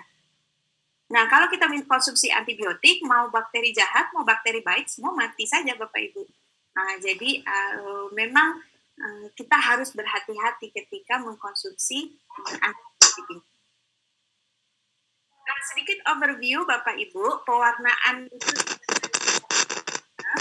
ada macam-macam. Ini saya beri, bahkan digunakan untuk diagnosis pewarnaan tahan asam, seperti yang gambarnya ini Bapak Ibu. Nah, ini untuk mendeteksi bakteri penyebab TBC. Mycobacterium tuberculosis, dipakai pewarnaan Ziehl-Neelsen. Jadi ini ada bakteri yang punya mycoloic acid, jadi dia itu semacam lapisan, boleh katakan wax begitu ya Bapak Ibu. Dan kalau kita beli pewarnaan yang ada runtutannya, termasuk pemberian asam. Nah, harusnya untuk bakteri-bakteri tertentu itu dia meluruh bagian luarnya, tapi untuk Mycobacterium ini tidak. Sehingga nanti kemudian bisa kita lihat secara diferensial keberadaan bakteri Mycobacterium tuberculosis. Lalu ada untuk pewarnaan endospora. Ini juga dipakai untuk mengetahui keberadaan beberapa bakteri penyebab penyakit seperti Bacillus anthracis. Bapak Ibu, ini penyebab antraks. Kelompok bakteri Bacillus itu terkenal sih penghasil atau yang bisa membuat endospora. Endospora ini struktur untuk bakteri bertahan pada kondisi cekaman. Ketika misalnya nutrisinya kurang, dia ada di suhu yang lingkungan yang suhunya ekstrim, nah dia membentuk endospora. Nah, kalau kita melakukan pewarnaan endospora, endosporanya akan terwarnai hijau karena dia menyerap warna hijau malakit. Sedangkan sel bakterinya ini yang warna merah. Kalau si bakteri punya endospora, nah dia bisa bertahan dalam kondisi yang mencekam seperti itu Bapak Ibu. Contohnya si Bacillus anthracis atau Bacillus thuringiensis yang biasa kita pakai atau yang sudah dipakai untuk insektisida alami. Lalu ada pewarnaan Albert, ini untuk melihat infeksi atau keberadaan Corynebacterium diphtheri, penyebab difteri. Lalu ada pewarnaan kapsul. Nah, beberapa bakteri itu di struktur eksteriornya setelah dinding sel tuh ada yang dilingkupi oleh kapsul. kita bisa melihat keberadaan kapsul itu, misalnya dengan menggunakan nigrosin, pewarnaan negatif. Nah, si kapsul atau bakteri yang punya kapsul dia jadi tidak terwarnai, atau kita bisa warnai secara diferensial dengan ungu kristal dan copper. Nanti si kapsulnya akan terlihat seperti warna biru begini Bapak Ibu di bagian luar dari bakterinya. Lalu kita juga bisa lihat flagela. Nah, flagela bisa pakai fuksin juga sebetulnya seperti ini terwarnai. Jadi banyak sekali teknik-teknik untuk melihat morfologi bakteri. Nah, tidak hanya teknik pewarnaan gram. Kalau kita tadi bicara banyak warna, ya Bapak Ibu, karena bakterinya kita beri pewarna, kita warnai. Nah, bakteri sendiri sebetulnya secara alami ada yang bisa menghasilkan warna atau menghasilkan pigmen. Ya Bapak Ibu, seperti gambar di sini, ini bakteri bisa memberikan warna yang berbeda-beda. Ini tergantung pada beberapa kasus tergantung pada medium yang dipakai untuk menumbuhkan si bakteri ini. Ada kelompok Chromobacterium ini yang warnanya ungu, Serratia marcescens yang warnanya merah, Micrococcus luteus warnanya ungu, ada Pseudomonas aeruginosa warna hijau. Jadi macam-macam sekali Bapak Ibu. Tidak hanya kita bisa mewarnai sel bakteri dengan menggunakan reagen, tapi beberapa bakteri itu juga bisa memberikan warna secara alami. Salah satu materi praktikum juga di Departemen Biologi, kita mencoba mewarnai kain Bapak Ibu dengan pigmen si bakteri. Jadi itu juga bisa kita lakukan. Sangat menarik untuk mencari pengganti warna sintetik. Kalau boleh saya memberikan simpulan dari overview tadi Bapak Ibu terkait pewarnaan gram. Jadi pewarnaan gram ini bisa digunakan untuk mengelompokkan bakteri. Ada kelompok bakteri gram negatif dan bakteri gram positif. Nah, pewarnaan gram ini kita bisa gunakan untuk mengetahui struktur eksteriornya, terutama dinding selnya. Kemudian kita bisa lihat juga bentuk sel bakteri. Lalu analisis morfologi sel bakteri ini bisa dilakukan tidak hanya dengan pewarnaan gram, tapi dengan teknik perwarnaan yang lain. Nah, demikian Bapak Ibu yang bisa saya share. Mungkin untuk beberapa kekurangan yang ada, saya mohon maaf. Saya kembalikan kepada moderator, Bu Kanti. Terima kasih. Wassalamualaikum warahmatullahi wabarakatuh. Terima kasih banyak Bu Rika untuk penjelasan yang sangat sistematis dan sangat menyenangkan. Ada beberapa pertanyaan dari beberapa partisipan yang mungkin Bu Rika bisa jawab. Yang pertama dari Bu Zubaidah dari Manpa Jakarta, ini ketua geng MGMP DKI Jakarta. Beliau bertanya, apakah klasifikasi bakteri berdasarkan perwarnaan gram dapat menentukan sifat patogen atau virulensi bakteri tersebut? Silakan Bu Rika. Baik, terima kasih Bu Zubaida, terima kasih untuk pertanyaannya, sangat bagus sekali. Terkait virulensi, memang bakteri ini punya beberapa struktur morfologi yang bisa menjadi virulen atau faktor virulen, faktor infeksi. Contohnya adalah kalau di E. coli itu lipopolisakarida, itu bagian paling luar pada membran sel luarnya itu ada lipopolisakarida dan itu antigen dan dia menyebabkan atau toksik buat sel yang terinfeksi. Tapi kalau kita secara langsung bilang bahwa kalau kita warnai gram, lalu bakteri gram positif itu jadi lebih virulen, gitu. Itu tidak bisa secara langsung. Jadi, misalnya kita punya bakteri, kita nggak tahu, kok kita isolasi dari tanah misalnya. Terus kita mau tahu, ini virulen atau enggak, gitu. Kalau hanya dengan pewarnaan gram, kita tidak bisa. Tapi kita bisa juga, misalnya setelah kita warnai, teknik pewarnaan gram, dia ternyata bakteri gram negatif. Nah, dari sana kita bisa, kalau bakteri gram negatif, salah satu faktor virulennya tadi lipopolisakarida. Nah, kita bisa lakukan macam-macam teknik, Bapak Ibu, bisa serologi. Nah, kita bisa panen itu selnya, lalu misalnya kita, paling mudahnya misalnya injeksi ke tikus atau ke kelinci, lalu kita lihat ada nggak antibodi yang terbentuk, semacam begitu serologinya. Nanti kita bisa lihat virulensi, atau kita juga bisa lakukan berbagai macam teknik. Kalau ada beberapa struktur yang terkait dengan infeksi, misalnya kapsul, beberapa bakteri yang punya kapsul itu cenderung bakteri patogen, kita bisa lanjutkan ke pewarnaan kapsul. Atau kita bisa identifikasi langsung Bu Zubaidah gennya, gen virulensi. Jadi ada gen-gen tertentu yang bertanggung jawab untuk virulensi. Nah, kita bisa lihat si bakteri ini punya atau enggak. Tapi kalau boleh menjawab secara langsung, apakah pewarnaan gram bisa mengkategorikan dia bakteri yang virulen atau tidak? Tidak bisa secara langsung. Semoga terjawab ya Bu Zubaidah. Saya rasa Memuaskan. Terima kasih. Ini Bu kepala geng. baik. Berikutnya dari Pak Husnin mungkin ya, Pak Husnin Nahriza Rarza dari UHAMKA. Mau menanyakan tentang pewarnaan gram, apakah mungkin diwarnai 24 jam? Oke, apakah mungkin kultur bakteri 24 jam diwarnai, lalu akan berbeda hasilnya dibandingkan dengan kultur 48 jam? Betul.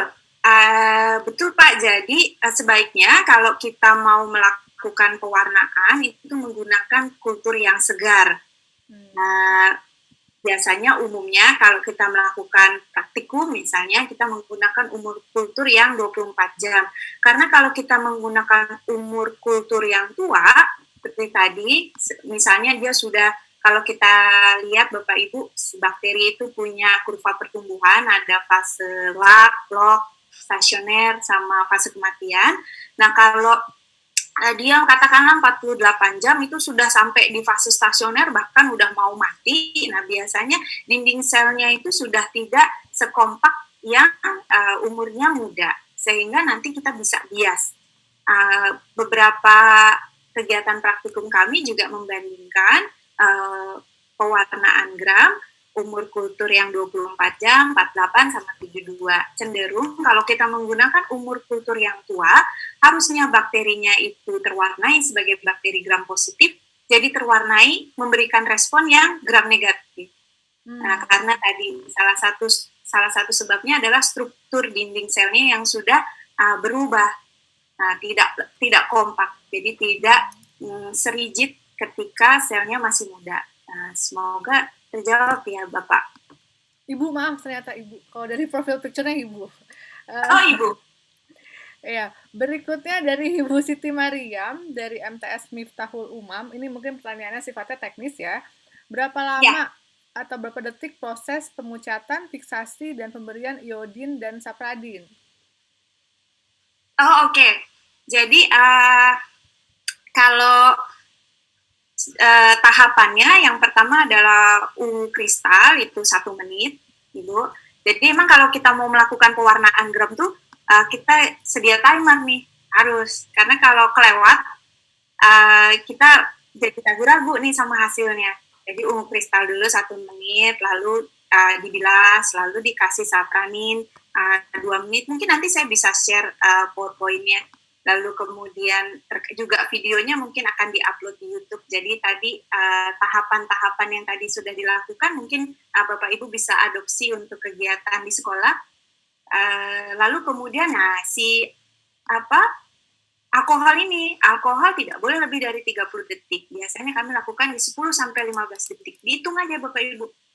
Nah, karena kalau kelamaan seperti tadi dinding selnya, karena dia pelarut organik, kan alkohol yang kita pakai itu alkohol 95%. Jadi mudah sekali merusak struktur dinding. Jadi dindingnya nanti ruptur, copot-copot, nanti ungu kristalnya hilang semua. Jadi cepat saja. Itu yang paling salah satu yang paling urgent, yang paling kritikal ketika melakukan pewarnaan dan pemucatan.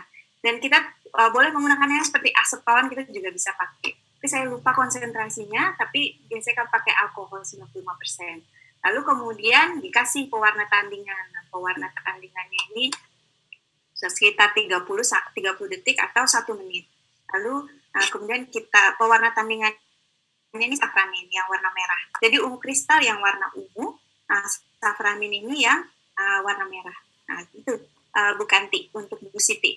Baik, terima kasih. Jadi walaupun pewarnaan ini katanya pewarnaan sederhana, tapi ternyata dalam pelaksanaannya itu banyak sekali hal yang harus dikontrol. Dari mulai Betul. kualitas kultur bakteri, lalu tekniknya untuk berapa detiknya itu ternyata akan sangat berpengaruh ke hasil pewarnaan gram dan ke kesimpulan nanti akan kita dapatkan.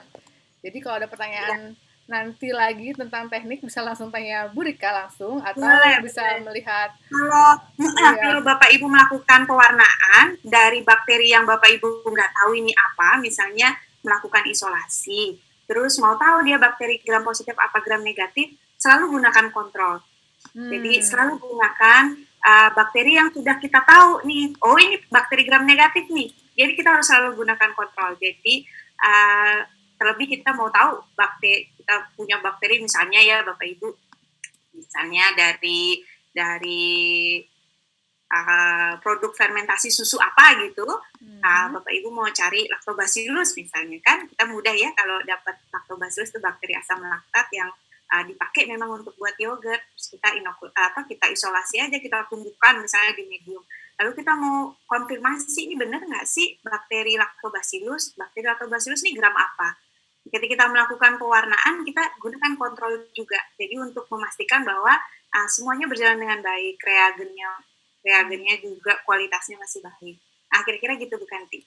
Baik, ya sangat membantu sekali ya, harus ada kontrol positif. Ada kontrol, ya. Betul. Saya tidak akan menanya banyak pertanyaan tentang teknik, tapi untuk teknis kayaknya bisa lihat di video ya. Saya akan berikan email ya, harusnya berikan email ya Bu Kanti ya. Silahkan bisa di chat nanti di sini atau. Oh ya, boleh. Dengan senang hati. Ya, terima kasih. Ini lebih ke kegiatan sehari-hari, misalnya, apakah dari Bu Yayah Zakiyah, apakah pengetahuan tentang karakter gram pada suatu spesies bakteri akan membantu dalam mekanisme pengendalian bakteri tersebut? Oh, bagus. Jadi betul. Kalau secara langsung mungkin ada kaitan dengan pertanyaan Bu Zubaidah ya, karena terkait pengendalian mungkin adalah bakteri penyebab infeksi atau bakteri patogen yang di sini yang dimaksud. Umumnya bakteri gram positif itu Bapak Ibu karena dindingnya dia lebih tebal, maka untuk pengendaliannya pada beberapa kasus dia lebih dibandingkan dengan bakteri gram negatif. Tapi tidak selalu begitu Bapak Ibu. Kadang bakteri gram negatif juga virulensinya jauh dari bakteri gram positif. Tapi kalau kita lihat salah satu kelompok bakteri, ada namanya kelompok bakteri Bacillus. Nah, bakteri Bacillus ini dia gram positif. Nah, kebanyakan bakteri Bacillus ini bisa membuat endospora. Endospora adalah struktur yang membuat dia bisa bertahan pada kondisi cekaman. Jadi pada beberapa kasus misalnya untuk membunuh bakteri patogen yang bisa membuat endospora itu effortnya jauh, usahanya lebih jauh. Misalnya merebus daging. Mungkin Bapak Ibu pernah dengar ada ini ya, kejadian infeksi antraks. Nah, antraks ini kan penyebabnya Bacillus anthracis, bakteri Bacillus anthracis. Nah, Bacillus anthracis ini bisa membentuk endospora. Jadi, dia bisa bertahan lama sekali Bapak Ibu di kondisi yang miskin nutrisi. Jadi, kadang-kadang padahal misalnya di suatu wilayah hewan ternaknya tuh udah dibunuh semua tuh, yang terinfeksi Bacillus anthracis tuh udah dibunuh semua. Tapi kok beberapa tahun ada lagi, atau beberapa waktu lagi muncul lagi. Salah satunya memang karena kemampuan si Bacillus anthracis ini membuat endospora. Tapi sekali lagi, tidak semua bakteri gram positif membuat endospora. Jadi kalau secara langsung, apakah gram positif atau gram negatif pengendaliannya berbeda secara langsung? Kalau hanya dari pengetahuan gram saja, mungkin kita tidak bisa langsung memastikan Bapak Ibu. Jadi ada beberapa tahapan. Salah satunya tadi misalnya endospora, atau untuk bakteri gram negatif pada satu kondisi dia bertahan. Kenapa? Misalnya karena punya kapsul. Jadi dia jauh lebih bertahan. Jadi pewarnaan gram ini salah satu bagian dari kita mengenali bakteri itu. Gitu Bu Kanti. Semoga Baik, terjawab. baik. Berikutnya, mungkin yang terkait dengan tadi Bu Rika pernah bercerita tentang antibiotik itu bahaya untuk tubuh. Ada yang bertanya dari Bu Nur Laila, Mantuju Jakarta, apakah antibiotik yang diberikan oleh dokter ketika sakit harus dihabiskan sesuai anjuran dokter? Oke. Bu Nur Laila dihabiskan nggak, Bu? Antibiotik, iya Ibu. Jadi antibiotik, kalau kita ke dokter kan biasanya pertama ditimbang dulu ya. Salah satunya sebetulnya data timbang itu untuk mengetahui dosis. Jadi kadang-kadang tiap orang punya dosis obat yang berbeda. Salah satunya ditentukan oleh berat badan.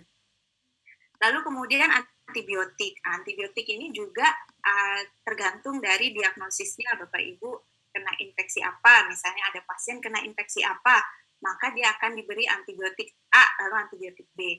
Nah, dokter akan menghitung berapa kali Ibu harus konsumsi atau pasien ini harus konsumsi. Apakah cukup sehari 2 kali, ataukah sehari 3 kali, ataukah harus seminggu, ataukah harus 2 minggu. Nah, pada beberapa kasus mungkin hanya perlu seminggu, ada yang perlu 2 minggu, gitu-gitu. Nah, tetap semua harus dihabiskan, Bapak Ibu. Mengapa? Karena bakteri itu punya kemampuan untuk memindah-mindahkan DNA dari satu sel ke sel yang lain. Jadi, di dalam tubuh kita itu misalnya ada bakteri, misalnya terinfeksi salmonella, TB, jadi tipes misalnya. Terus dikasih antibiotik untuk membunuh si salmonella.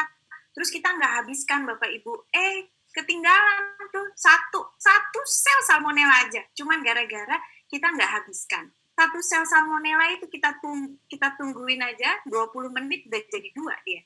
Jadi pada satu waktu ketika imun kita melemah, maka kita terinfeksi lagi oleh si tipesnya. Karena sebetulnya dia masih ada di situ karena kita tidak minum antibiotik itu sampai habis. Nah, kemudian si salmonella yang yang masih ada di situ, misalnya pertama kita antibiotiknya katakanlah 500 miligram, udah sembuh tuh, nggak demam lagi. Tapi yang kedua, karena yang si salmonellanya sudah tahu dengan aktivitas antibiotik 500 mg, maka yang kedua nggak cukup dengan 500 mg. Atau cukup dengan 500 mg, tapi kita butuh 2 minggu untuk konsumsinya. Nah, konsumsi antibiotik yang seperti itu memicu resistensi antibiotik pada bakteri. Dan itu masalah tersendiri Bapak Ibu. Dan bakteri-bakteri yang resisten antibiotik itu namanya superbug, salah satu yang paling fenomenal itu MRSA, Methicillin Resistant Staphylococcus aureus. Ini susah sekali Bapak Ibu, bisa menimbulkan kematian kalau kena MRSA. Karena si bakteri ini develop sistem untuk tahan terhadap berbagai antibiotik. Jadi dihabiskan antibiotiknya. Kadang-kadang kalau panasnya udah turun, udah aja ya Bapak Ibu, tidak dikonsumsi lagi. Tapi untuk kasus antibiotik, mohon untuk dihabiskan. Baik. Kira-kira begitu, Kati. Baik, terima kasih. Banyak pertanyaan, tapi mungkin satu pertanyaan terakhir terkait dengan perolehan biakan bakteri. Apakah bisa dari Ismayanti Soleha, MA Citra Cendikia, apakah bisa kita menggunakan bakterinya bukan dari biakan murni, misal dari minuman seperti Yakult, yogurt, dan lain-lain? Betul. Ibu, jadi kita bisa saja menggunakan bakteri campuran misalnya, nggak murni gitu, kita bisa, lalu kita deteksi dia bakteri gram positif atau gram negatif. Tapi ketika melakukan eksperimen tersebut sangat disarankan untuk menggunakan kontrol. Kalau kita misalnya pakai bakteri, katakanlah dari yogurt gitu, dari yogurt yang dibuat secara tradisional, kemungkinan kan banyak sekali tuh bakteri di situ. Mungkin nggak hanya lactobacillus, juga mungkin ya Bapak Ibu ada yang lain. Nah, kita bisa lakukan eksperimen sama anak-anak. Sebetulnya nih gram positif atau gram negatif atau campur-campur di situ ada macam-macam. Tapi setidaknya ketika melakukan eksperimen tetap menggunakan kontrol. Jadi misalnya kita udah punya E. coli murni. Nanti kita ketika kita melakukan pewarnaan, kita bareng-bareng nih Bapak Ibu sama E. coli murninya. Jadi E. coli-nya benar-benar memberikan pewarnaan gram negatif. Ini untuk membuktikan bahwa semua step-stepnya itu kita lakukan dengan baik, waktunya benar, reagennya benar.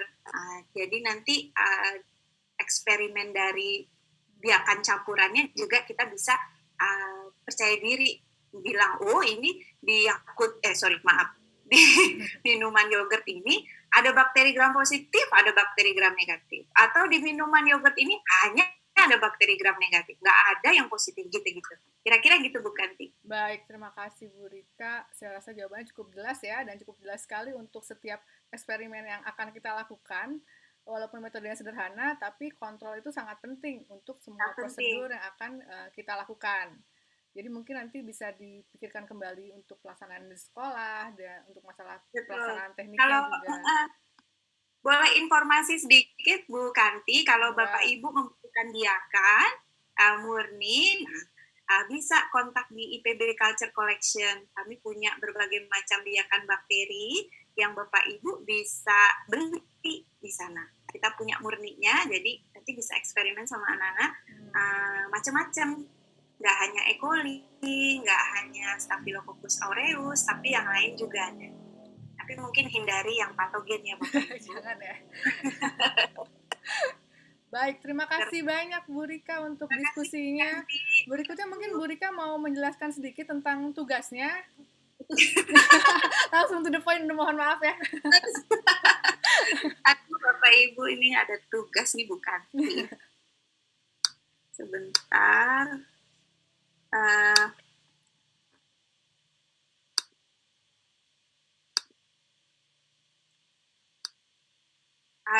Bapak Ibu, apa terlihat?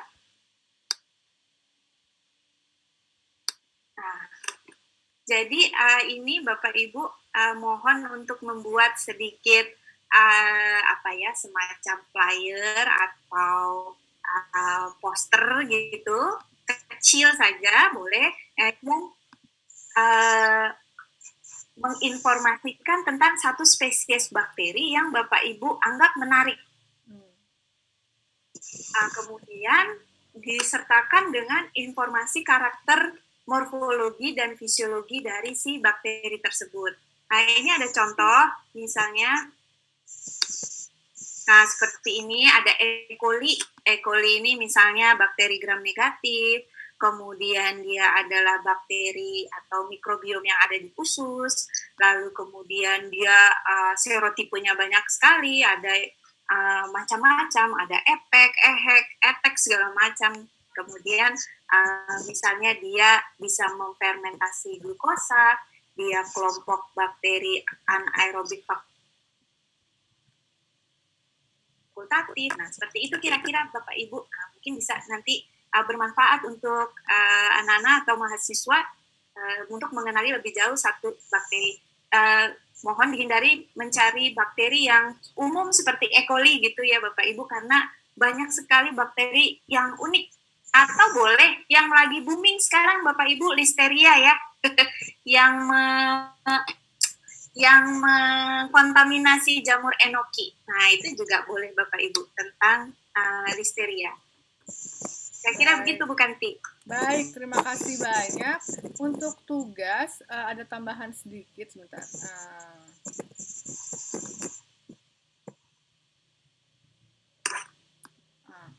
Untuk tugas bisa dikumpulkan di link ini, Tiny CC Workshop Bio 2. Deadline-nya itu tanggal minggu depan itu tanggal berapa ya? Tanggal 7 Juli ya. Tanggal 7 Juli 2020. Bentuk flyernya mungkin dalam bentuk PDF saja agar tidak terlalu berat. Dan silakan taruh di link berikut. Tiny CC Workshop Bio 2. Ada juga di chat Zoom tadi Pak Jepri sudah mengumumkannya. Lalu sebelum kita masuk ke post-test, ada pengumuman dari Bu Nisa minggu lalu. Jadi Bu Nisa sudah menyeleksi menyeleksi untuk sudah memeriksa poster yang dikirimkan. Menurut beliau ada 55 poster dan pemenang posternya itu sebentar. Ibu atau Bapak? Ibu Muthoharoh Faiz. Selamat. Ibu Muthoharoh Faiz menjadi apa ya? Pembuat poster terbaik. Jadi nanti akan ada tambahan hadiah langsung dari Bu Nisa. Nanti kami akan minta informasi mengenai apa alamatnya dan nomor HP-nya nanti ya Bu ya. Setelah ini ada lagi Bu Rika yang ingin disampaikan? Cukup Bu Kanti. Baik, terima kasih. Selanjutnya kita akan masuk ke sesi terakhir yaitu post test. Silakan Bapak Ibu mengisi post test yang disediakan. Linknya ada di layar dan ada di chat. Waktunya 5 menit, bisa dimulai dari sekarang.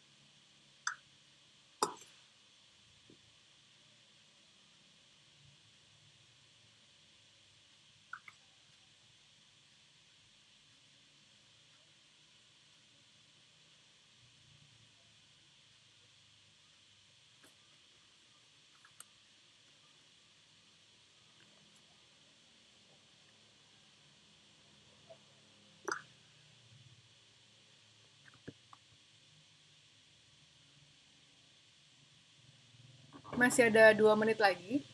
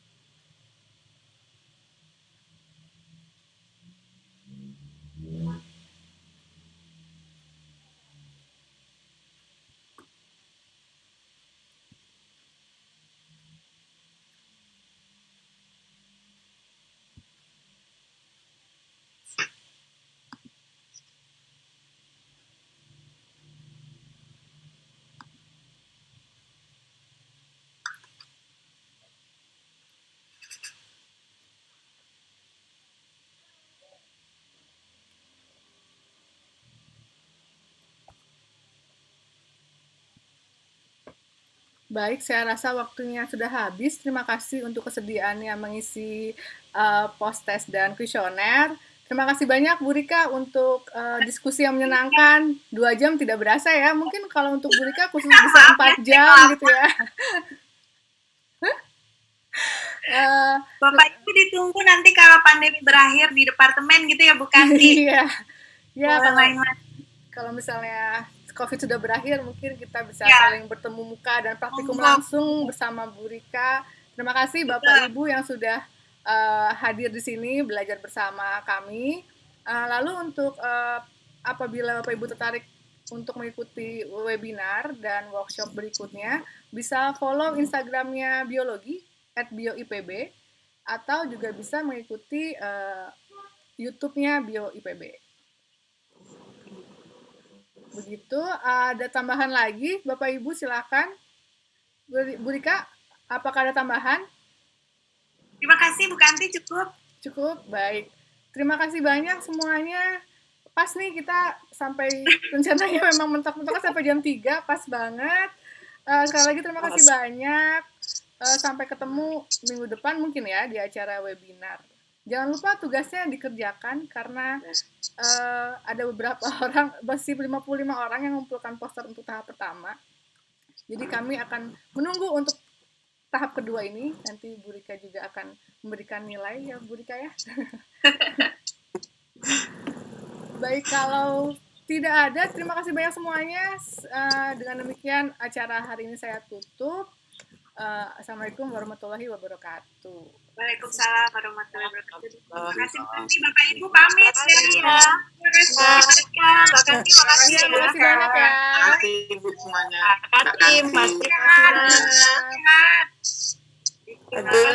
Mas Jepri, makasih. Ya, terima kasih. Terima kasih Bu Rika, Mbak Kanti, Mas Jepri, terima kasih. Terima kasih. Assalamualaikum. Waalaikumsalam. Mbak Kanti, kalau yang tugas 1 belum selesai, nggak apa-apa, masih boleh nyusul ya.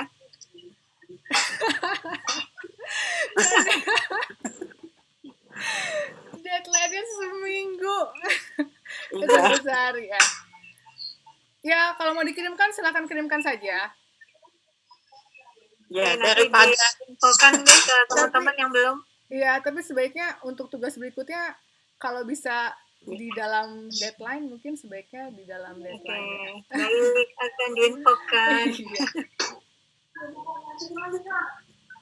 Makasih ya, Mbak Kanti. Makasih Mas juga. Jepri, makasih ya. Sampai ketemu di gladi Mas resmi Jepri, berikutnya. ya, belajar lagi nanti ya, Mas. Terima kasih atas partisipasinya. Sampai ketemu di berikutnya ya. Insya Allah. kayaknya belajar bakteri sering banget, tapi tambah lagi ilmunya. Terima kasih ya Bapak Ibu. Bu Rika, terima kasih. Assalamualaikum. Waalaikumsalam.